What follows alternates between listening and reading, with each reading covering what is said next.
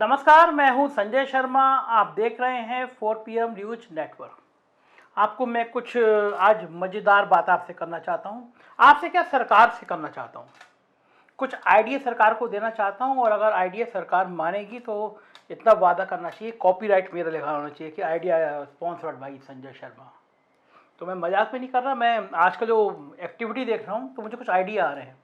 तो सबसे पहला आइडिया ब्रजेश पाठक जी को, डिप्टी CM को।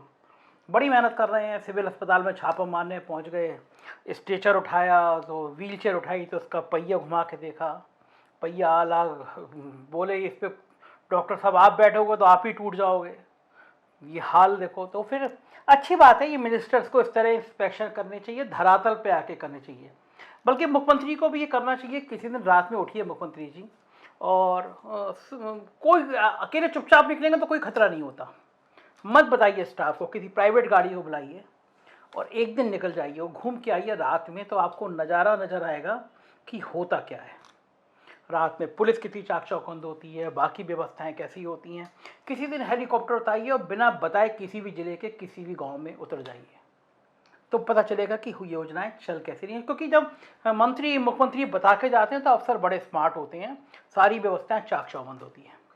तो वो जो अस्पताल का निरीक्षण करने का वाला मौका आया तो मुझे को लगा कि मैं कुछ आइडिया दूँ।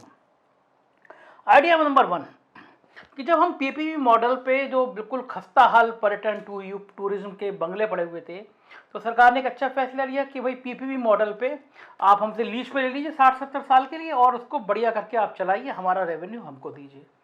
तो मुझे ये मॉडल इसलिए अच्छा लगा, पिछले दिनों मैं दुधवा नेशनल पार्क में गया और दुधवा नेशनल पार्क में मैं गया तो मैं वहाँ पे एक ऐसी रिजॉर्ट में रुका, टाइगर डैन रिजॉर्ट है, दुधवा के पास में है। तो मुझे देख के अच्छा लगा, काफ़ी साफ सुथरा सा था। तो मैंने पूछा कब बना है, तो पता चला कि ये टाइगर डैन जो है दुधवा का, ये है गवर्नमेंट ऑफ इंडिया का, लीज पे दिया गया। तो मुझे अच्छा लगा कि PPP मॉडल पर जब गया तो किसी प्राइवेट आदमी ने लेकर और टाइगर डैन को, जो बिल्कुल यूपी टूरिज्म नहीं चला पा रहा था, उसको बेहतर बनाया। आप लोग भी दुधवा कभी जाइएगा तो टाइगर डैन में रुकिएगा। मुझे लगा कि जो सबसे बड़ी समस्या सरकार की आती है, बदनामी होती है, वो सरकारी अस्पताल है। दुर्दशा हो रखी है सरकारी अस्पताल में। गरीब जाता है इलाज के लिए और उसका सीरिंज लगा के खून चूस लेते हैं, दलाल खड़े रहते हैं। आप बीमार पड़े हो, आपकी पैथोलॉजी के नाम पे बेईमानी, टेस्ट के नाम पे बेईमानी, दवाओं के नाम पे बेईमानी।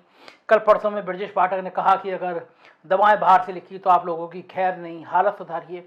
अस्पताल में घुसिए तो गंदगी चारों तरफ मिलेगी दूर दराज के अस्पतालों में, और कई 1-2 साल लग जाएगा ब्रजेश पाठक जी को ऐसे डांटते हुए, सुधारते हुए, छापे मारते हुए। तो जब यूपी टूरिज्म के खंडहर पड़े बंगलों की हालत सुधारी जा सकती है तो सरकार को चाहिए कि कुछ प्रयोग करे। 1-2 बड़े जिले का अस्पताल जो है PPP मॉडल पे प्राइवेट आदमी को दे, चलवा के देखिए। शर्तें अपनी सारी ऐसी तय कर दीजिए जो आम आदमी को परेशानी ना हो। ये तय कर दिए भाई आप फीस ज़्यादा नहीं लोगे, जो फीस है वो लोगे, महंगा इलाज नहीं होगा। ये तमाम ऐसी चीज़ें जो किसी भी कीमत पर जनता को परेशानी ना हो।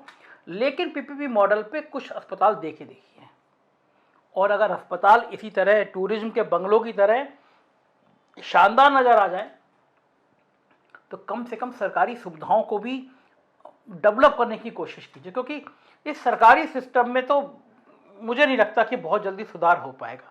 ये 1-2 जिलों में प्रयोग करके देखा जा सकता है। जब लाइट का प्रयोग कर लिया आपने, दोबारा निजी क्षेत्रों में ऊर्जा पावर सेक्टर को देने जा रहे हैं, तो सरकारी अस्पतालों का भी प्रयोग करके देखा जा सकता है। इसी तरह स्कूलों का भी करके देखा जा सकता है कि कुछ सरकारी स्कूल आप उस जिले के लोगों से कहिए कि हम ये देना चाहते हैं, आप चला के देखिए। तो अगर चीज़ों में गुणात्मक परिवर्तन होगा तो निश्चित रूप से सरकार के लिए अच्छा होगा। दूसरी बात, मुझे अच्छा लगा कि मुख्यमंत्री जी ने कहा कि 100 दिनों में 10,000 सिपाहियों की भर्ती होगी। और जो भर्ती बोर्ड के अध्यक्ष हैं DG RK विश्वकर्मा, बहुत शानदार अफसर हैं। DGP होते वो लाइन में थे DGP की। मुकुल गोयल साहब बाजी मार गए, मुकुल गोयल साहब के दिल्ली से संबंध अच्छे हैं, लेकिन RK विश्वकर्मा भी बहुत अच्छे शरीफ अफसर हैं और उन्होंने भी बहुत जल्दी ये कल जो रिजल्ट निकाला है वो भी स्वागत योग कदम है कि इस तरह भर्ती होनी चाहिए। पुलिस में भर्तियां बढ़नी चाहिए, अपराध पे भी काबू पाना चाहिए। तो इस तरह की भर्तियां बढ़ेगी तो एक अच्छा माहौल होगा। लेकिन मैं एक सुझाव देना चाहता हूं मुख्यमंत्री जी, मुझे पता है मेरा सुझाव बहुत ज़्यादा कंसीडर तो नहीं होगा, लेकिन मुझे अपनी बात कहनी चाहिए। अपनी बात इसलिए कहनी चाहिए कि समाज में भी जानी चाहिए और सरकार के कानों तक भी सकारात्मक बातें संभव हो सके। सरकार के जो अफसर मेरा वीडियो देखते हैं, अगर वो अपने नोट में लिखकर ये मेरी बात वहाँ पे प्रस्तुत करें मुख्यमंत्री के सामने, हो या ना हो अलग विषय है, मुझे सुझाव देना चाहिए। सुझाव ये है कि जब सरकारें बदलती हैं या सरकारें कंटिन्यूएशन में आ जाती हैं तो कुछ अफसर चिन्हित कर लिए जाते हैं, जाति के नाम पे चिन्हित कर लिए जाते हैं। जो मैं तबादला सूची देख रहा था उसमें मुझे 2 नाम अखरे हैं। पहला नाम था धर्मेंद्र यादव का। उनको चुनार, जिसको सबसे खराब पोस्ट कही जाती है, वहाँ भेजा गया, जहाँ पहले डी.के. ठाकुर को भेजा गया था। जब अखिलेश यादव आए थे तो डी.के. ठाकुर जी को वहाँ भेजा गया था, बहुत नाराज थे। हालांकि इन दिनों में डी.के. ठाकुर ने बहुत शानदार काम किया। इसी तरह धर्मेंद्र कुमार को चुनार भेजा गया। अब वो मैंने पड़ताल की तो पता चला कि धर्मेंद्र यादव के कुछ रिश्तेदार वो एटा में समाजवादी पार्टी से, उनके ससुर वो चुनाव लड़ रहे थे, इसलिए सरकार नाराज थी।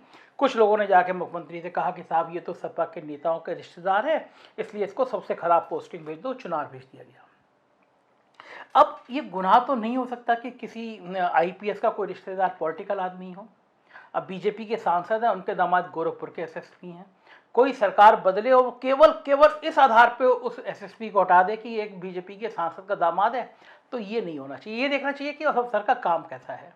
मैं धर्मेंद्र कुमार के, मैं आज तक धर्मेंद्र से मिला नहीं कभी भी, लेकिन कुछ कामों को मैं जानता हूँ धर्मेंद्र के। गाजियाबाद में थे, वो पासपोर्ट अफसर थे, डेपुटेशन पे गए थे और शायद भारत के सबसे अच्छे पासपोर्ट अफसर का अवार्ड उनको मिला, ऐसा मैंने नेट पे पढ़ा है, इंटरनेट पे पढ़ा है कि वो पासपोर्ट अफसर धर्मेंद्र ने एक्स्ट्राऑर्डिनरी काम किया। दूसरा, जब वो एसएसपी गाजियाबाद थे, उन्होंने अभियान चलाया था ऑपरेशन स्माइल, खोए हुए छोटे बच्चों की तलाश का। और वो जो ऑपरेशन स्माइल था वो पूरे देश में ब्रांड बन गया था। पूरे देश में ऑपरेशन स्माइल को पसंद किया गया था और सैकड़ों हजारों बच्चे उस ऑपरेशन स्माइल से खोए हुए वापस मिले थे और पूरी दुनिया में ऑपरेशन स्माइल की तारीफ हुई थी। रवीश कुमार जी ने एक दिन कोई पोस्ट लिखी थी, बदल पलट के धर्मेंद्र कुमार ने एक पोस्ट लिखी थी, तो उनकी क्रिएशन की भी बहुत चर्चा हुई थी। तो जो व्यक्ति इतना क्रिएटिव हो, जो व्यक्ति ऑपरेशन स्माइल चला सकता हो, बेस्ट पासपोर्ट अफसर रह सकता हो, तो उसको चुनार भेज के क्या करेंगे? आप मुफ्त में बैठे बैठे तनख्वाह देंगे उसको कि चुनार में बैठो, कोई काम धाम नहीं है, हमने तुम्हारी पनिशमेंट पोस्टिंग लगा दी, तुम्हें जो करना हो करो। तो हो सकता है कि आपकी व्यक्तिगत नाराजगी से आपका गुस्सा शांत हो जाए, लेकिन प्रदेश को एक अच्छा अफसर जो काम कर सकता था वो आपने सिस्टम से दूर कर दिया कि वो सरनेम यादव है और कुछ सपा के नेताओं का रिश्तेदार है। मुझे लगता है कि ये परपाटी नहीं होनी चाहिए, बल्कि मुख्यमंत्री को बुला के कहना चाहिए कि धर्मेंद्र, तुम्हें अपने आप को प्रूव करना है। तुम्हारे ऊपर आरोप है कि तुम समाजवादी पार्टी के रिश्तेदार, तुम्हारे रिश्तेदार हैं, इसलिए तुम काम बढ़िया नहीं कर पाओगे। तो तुम्हें प्रूव करना है कि तुम्हारे रिश्तेदार हैं, इसलिए तुम और अच्छा काम करके सरकार में दिखाओगे। अगर ये मुख्यमंत्री बुला के उस आईपीएस अफसर से कहें तो मुझे यकीन है कि किसी भी जिलों में जहाँ तैनात होते हैं और भ्रष्टाचार की शिकायतें आती हैं, उसके मुकाबले में ऐसा अफसर ज़्यादा अच्छा काम कर सकता है। दूसरा, मुझे बड़ी हैरानी हुई, एक से भी एक्स्ट्राऑर्डिनरी अफसर है नवनीत सिकेरा, एडीजी हैं पीटीएस उन्नाव, जहाँ कोई काम धाम नहीं है, एडीजी पीटीएस। समस्या क्या? नवनीत भी यादव है। लखनऊ के एसएसपी, मुजफ्फरनगर के एसएसपी, अब तक 56 पिक्चर उनके ऊपर बनी, एनकाउंटर के लिस्ट लंबी, कचहरी के अंदर एनकाउंटर मेरठ में।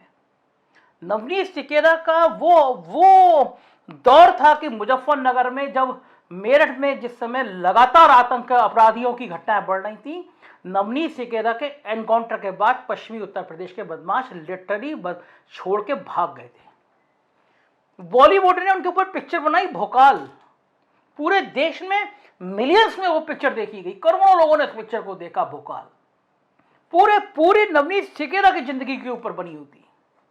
टेक्नोलॉजी के क्षेत्र में जबरदस्त काम करने वाला आदमी, पीटीएस उन्नाव भेज के आपने सिर्फ ये कर दिया कि नवनीत सिकेरा कंप्यूटर में बैठ के इंटरनेशनल किताबें पढ़ें और अपनी किताब लिखें या कुछ और काम करें।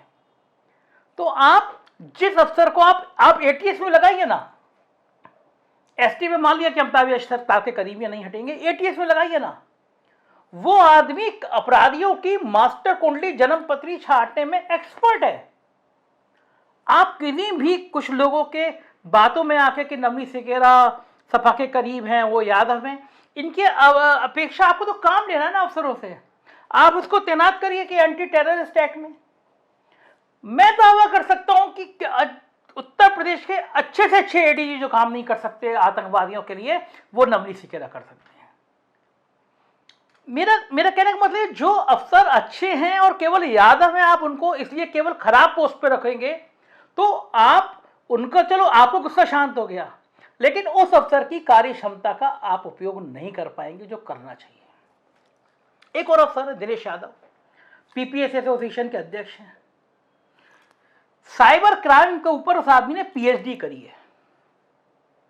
उत्तर प्रदेश में साइबर क्राइम की हालत यह है कि दरोगा को भी जितनी जानकारी होनी चाहिए उतनी जानकारी साइबर क्राइम के एसपी, डीआईजी, आईजी को नहीं होती है। दिनेश यादव मास्टर है साइबर क्राइम का। है कहां? पीटीसी सीतापुर या पीटीएस सीतापुर, मुझे मतलब सीतापुर में किसी ट्रेनिंग स्कूल में। क्यों? कुछ लोगों ने कहा यादव हैं इसलिए एटीएस से हटाकर उनको वहां रख दीजिए।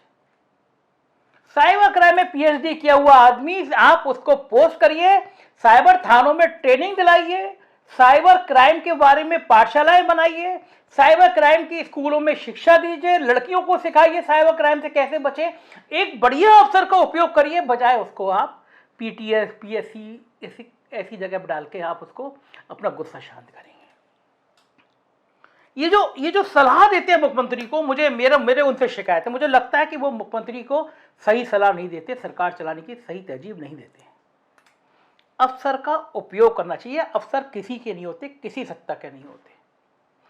यादव हैं वो, आप उनको ऐसी खराब जगह पर डाल के ऐसी अच्छी जगह पर डाल के आप उनसे कहेंगे अब तुम्हारा इम्तिहान है, तो यकीन मानिए योगी जी 4 गुना बढ़िया परफॉर्मेंस करेंगे अफसर, क्योंकि उनको लगेगा वो यादव है तब भी आपने उन पर भरोसा किया।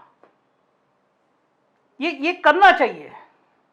अब सरकार से अलग हट के दूसरी पॉलिटिकल बातों पे आता हूं मैं, क्योंकि सबकी अपेक्षा रहती है दिन भर का जो कॉकटेल है वो आपको बताता रहूं कि दिन भर में क्या हुआ। मैं कभी कभी कर नहीं पाता हूं, आजकल वर्कलोड ज़्यादा है और इधर उधर घूमने का मन कर रहा है, तो आजकल इंडिया से 5-6 दिन आउटिंग करने का मन कर रहा है, तो वो भी आजकल मैं टेस्ट कर रहा हूँ कौन से देश में जाके मैं वहाँ की खबरें आपके लिए लेकर आऊँ। तो दूसरी खबर भाई शिवपाल चाचा की है। शिवपाल चाचा जी ने प्रधानमंत्री जी को और मुख्यमंत्री जी को फॉलो करना शुरू कर दिया है ट्विटर पे। आजकल तो ट्विटर पे कोई आदमी ट्वीट कर दे तो खबर बन जाती है, कोई फॉलो कर दे तो खबर होती है, कोई अनफॉलो कर दे तो खबर होती है। लेकिन शिवपाल जी जिस तरह से योगी जी से मिले, प्रधानमंत्री को, मुख्यमंत्री को उन्होंने ट्विटर पे फॉलो करना शुरू किया, उससे ये लगभग तय हो गया है कि शिवपाल जी की और अखिलेश जी की अब जो राजनीतिक पार्टनरशिप है शायद वो खत्म हो जाएगी। दोनों पक्ष के अपने अपने तर्क हैं। अखिलेश जी को डर है कि वो समाजवादी पार्टी में आ गए तो कहीं पार्टी पे फिर से कब्जा ना कर ले, क्योंकि संगठन की क्षमता शिवपाल जी में है, लोगों से जोड़े रखने का, अच्छा व्यवहार करने का, बाहुबल का, ये शिवपाल जी को अनुभव है। तो अखिलेश यादव को डर है कि ये पार्टी पे फिर कब्जा ना हो जाए, इसलिए चाचा की पार्टी अलग। चाचा का दर्द यह है कि जब मैंने कह दिया कि अखिलेश मेरे नेता हैं, मैंने उनको नेता मान लिया, मैं सपा के सिंबल से विधायक भी बन गया, तब भी मुझे उसमें बुलाया नहीं गया, कह दिया कि मेरी अलग पार्टी है, इसका मतलब दिलों में दूरी है, तो अब संग में रहने का कोई फ़ायदा नहीं है। अखिलेश यादव दिल्ली में मिले, मुलायम सिंह यादव से पैर छुए, आशीर्वाद लिया, बताया कि चाचा ऐसे ऐसे कर रहे हैं। और मुलायम सिंह वो राजनीति के धुरी के केंद्र हैं परिवार में, मुझे लगता है बिना उनसे पूछे कोई काम करता नहीं है। अपर्णा जी भी जब बीजेपी में आई तो पहले ससुर से पैर छू के आशीर्वाद लिया, तो लगता है यादव परिवार अब टूट के कगार पे है। शिवपाल यादव बीजेपी में जाएंगे, कुछ लोग कह रहे हैं राज्यपाल बनाए जाएंगे, कुछ लोग कह रहे हैं राज्यसभा भेजा जाएगा, कुछ कह रहे हैं बेटा विधायक बन के मंत्री बनेगा। इस तरह की कोई भी डील होनी भी चाहिए, क्योंकि जब कोई बड़ा नेता दूसरी पार्टी में जाता है तो इस तरह की डील होती रहती है। तो ये थी राजनीति की मोटी मोटी खबरें। संडे को क्या घटेगा मैं आपको बताऊंगा। आप देखते रहिए 4PM न्यूज़ नेटवर्क। यही चैनल है जो इस तरह की चीज़ें, इस तरह की पॉलिटिकल खबरें, इस तरह की ब्यूरोक्रेसी की खबरें आपको बताता रहेगा। देखते रहिए 4PM news network. Thank you.